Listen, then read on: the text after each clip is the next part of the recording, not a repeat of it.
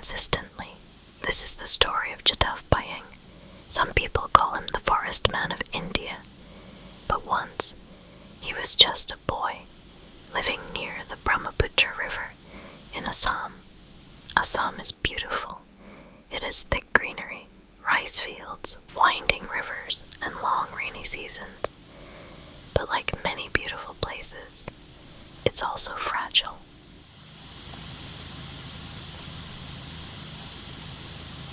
Floods are common, and the land changes fast. In 1979, when Jadav was only 16 years old, a devastating flood swept through his region. When the waters finally pulled back, they left something behind, a barren sandbar. It stretched for miles, dry, cracked, silent. No trees, no shade, no animals, just silence. And then Jadav saw something that would stay with him forever. Scattered across the dry land were the lifeless bodies of snakes. They had been stranded there. No trees to shade them, no plants to hold the soil, nothing to protect them from the sun. It broke his heart. He asked the forest department for help. They said, "This land is useless." But Jadav didn't believe that, so he began to plant. First, it was bamboo. Tough, fast growing. It doesn't need perfect soil, just time. So he gave it time, and water, and patience. Every single day, Jadav walked to that sandbar. He carried water in clay pots. He planted seedlings by hand, and day after day, he returned, rain or sun, hot or cool. Alone, with no applause, he kept going. People thought he was strange. Some laughed at him, some ignored him, but a few began to notice something growing. The bamboo took hold. It shaded the ground. It cooled the air. And with it came insects, then birds, then small animals. The land came back to life. Jadav didn't stop. He planted banana trees, cotton trees, and native shrubs.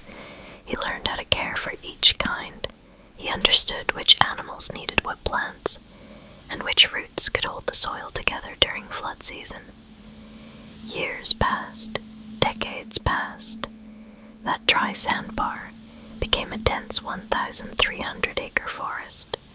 It's now known as Malai Forest, named after Jadav's nickname, Malai. Today, the forest is home to wild elephants, Bengal, tigers, deer, and rabbits, hundreds of species of birds, even rhinoceroses, all because of one man, one person who chose to help instead of waiting for someone else. Jadav still lives near the forest. He built a small, simple house. He drinks water from the river. He sleeps surrounded by the trees he planted. Every morning, he walks through the woods, listening, checking on his trees, his animals, his forest. He once said, "If you cut down all the trees, the earth will not forgive us." And so he plants, he waters, he protects. He says he's not a hero, but to the forest, to the animals, and to the earth, he's everything. So now, as you lie there, breathing slow and deep, you can imagine the roots growing beneath you, the sound of leaves brushing in the wind, the cool shade of tall trees swaying gently above.